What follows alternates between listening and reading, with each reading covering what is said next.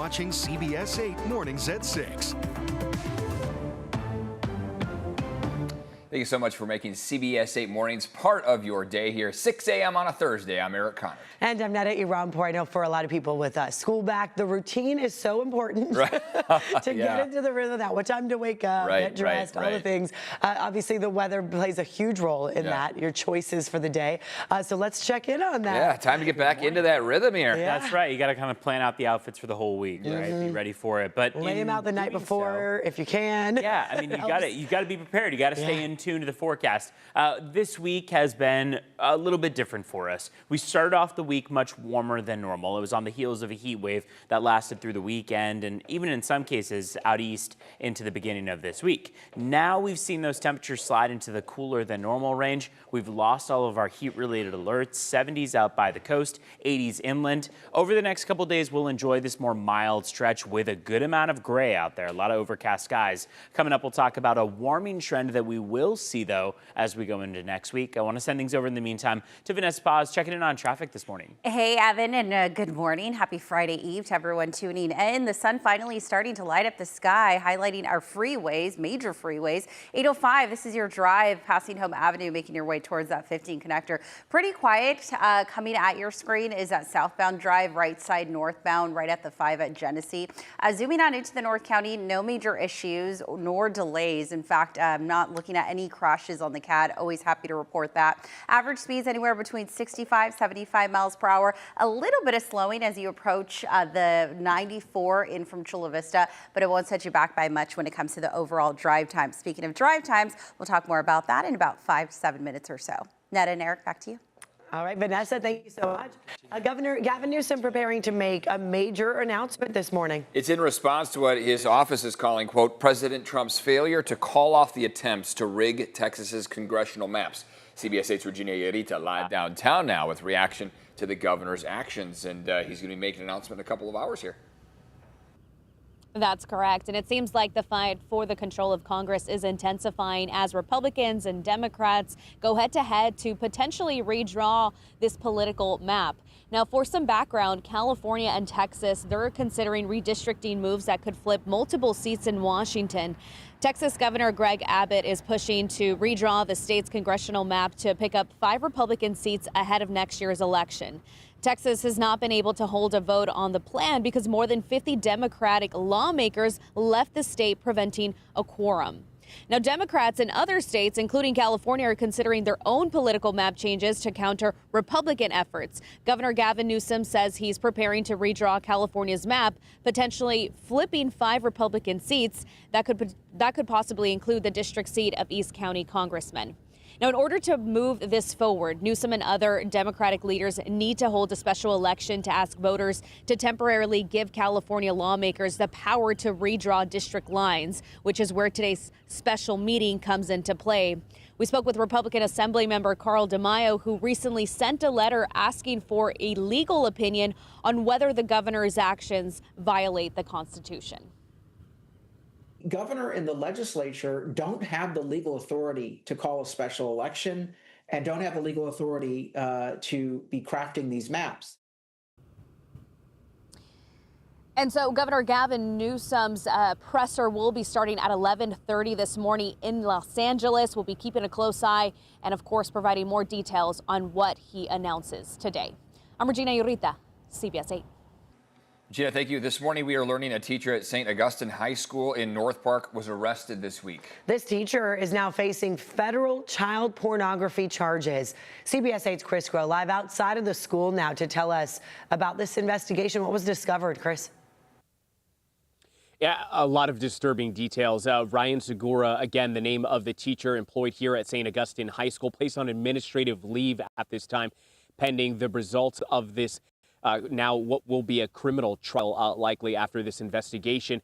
Now, this investigation actually started last year with a different target for the FBI. The FBI actually investigating a man in Denver. And then once they were able to arrest him, they dove into a trove of other type of documents and messages between other individuals, one of them being Segura. And so according to the FBI, they believe that Segura and this individual in Colorado linked up somehow and then began sharing child pornography with each other, sexually explicit material with minors. And so once they were able to discover who Segura was, they were able to run some forensic analysis of phones, trace social media accounts, found one linked to that phone, that same phone number that was texting or messaging with this man in Denver, and they were able to link all of that together, put that together, and that was what caused them to get that search warrant, which they served just this week, where they took Segura into custody. According to this complaint, the criminal complaint that was filed in court, Segura also waived his rights to Miranda rights and admitted to sharing some of that child pornography, but claiming that he had stopped in the spring. Regardless, though, he has been taken into custody. We were told that he was supposed to show up in court yesterday. However, he did not show up to court because of a medical issue. So it's not clear, again, exactly what it is that Segura may be dealing with this at this time. As I told you before, today is the first day of school. Segura placed on administrative leave. But then on top of that, St. Augustine saying in their statement that they do not believe that any students or children that go to the school were harmed in any way by Segura's actions. Eric and Netta. 2018 through 2023. In the air to left field, that is deep, and that ball is gone. How about this morning? The Padres alone in first place in the National League West. They swept the Giants, winning 11-1 yesterday, a statement win. And right now, the Friar faithful are kind of, fans of the Angels because they swept the Dodgers. So this all means that the Padres lead the NL West outright. Take a look at the map here, everyone. That's right, the Padres on top. They will take a one-game advantage into Chavez Ravine this weekend as they get set to face the Dodgers in what will be a wildly intense series between these rivals. I mean, neck and neck here. Yeah, who's going to LA for this one? The Dodgers will be in town in a couple weeks. Right. But you can watch this Saturday's game on the CW San Diego. We're glad to air this. Our coverage starts at 5:30 p.m. And stay tuned tomorrow morning. That's when we'll have the code word to win Padres tickets. That'll be here in our 6 o'clock hour. You don't want to miss that. We want to make you a winner. Each game's so critical. Oh, huge. Yeah. To be number one feels good. I'm going to be going to the game next Friday. Awesome. When they're here, and I had no idea when I got the tickets that this was going to be a neck and neck race. No, that's why you get those tickets in advance, right? Right. Genius plan, but yeah, I know there's a lot riding on it. So, and a lot of people are kind of staying tuned into it.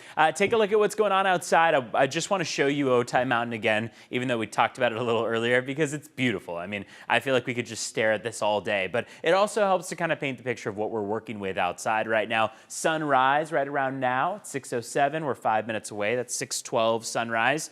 We also have that blanket layer of gray out there, and most of us are under the gray, meaning it's an overcast start to the morning. By the time we get to the afternoon, the coastline will stay socked in. We'll get partial clearing with some broken cloud cover out by the water, but inland toward the mountains and toward the deserts, we'll have complete sunshine for the afternoon. We've talked about how there has been a little bit of humidity out there. I mean, when you've got this much moisture in the atmosphere, enough to build in all that fog. As temperatures warm up, you kind of get this weird discrepancy between it starting to warm up and you're getting towards sunshine, but you feel the humidity. It leaves us by the afternoon. I mean, it's all part of the game here for San Diego. This is pretty typical weather for us. One thing that's not as typical is that marine layer sticking around as long as it does right now. But hey, this is the push and pull that we get, because we're going to get back to this type of warmth as we go into next week. This is a cooling trend that will last only through this upcoming weekend, through Saturday and Sunday. And then by the time we get to Monday, Tuesday, Wednesday, those temperatures will be climbing once again.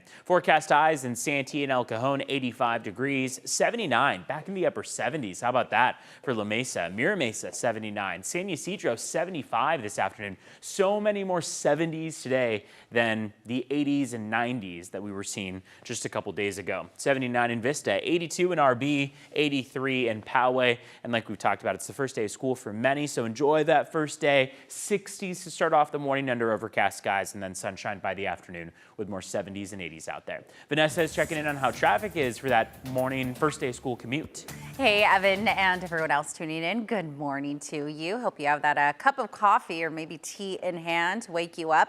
All right, let's go ahead and wake you up with your drives and give you kind of a tour around town. This is the 5 in both directions coming at your screen. morning is northbound near the Old Town Avenue, one of my favorite places. If you're visiting San Diego, I would highly recommend going there. And this is the 15, so a little more in the northern end of the region. This is in both directions right at Valley Parkway. No major issues nor delays as of last check. All right, we are getting reports of some sort of debris scattered from a vehicle just hanging out in the slow lane, and that's going to be on the 805 South right at Mesa College, not causing any major slowing nor delays. In fact, we're at full freeway speeds when it comes to your major highways. 65, 70 miles per hour is what we're averaging in from the North County this morning. And if you're traveling in from Santee and La Mesa, Grossmont, even Lemon Grove down on the 94, you're not looking at any major issues nor delays. Out of Chula Vista and National City, I was seeing a tiny bit of slowing as you approach the 15 connector coming in from Chula Vista, but nothing that'll set you back too much. So again, if you got to get somewhere on time, it looks like the drives are looking fairly nice this morning.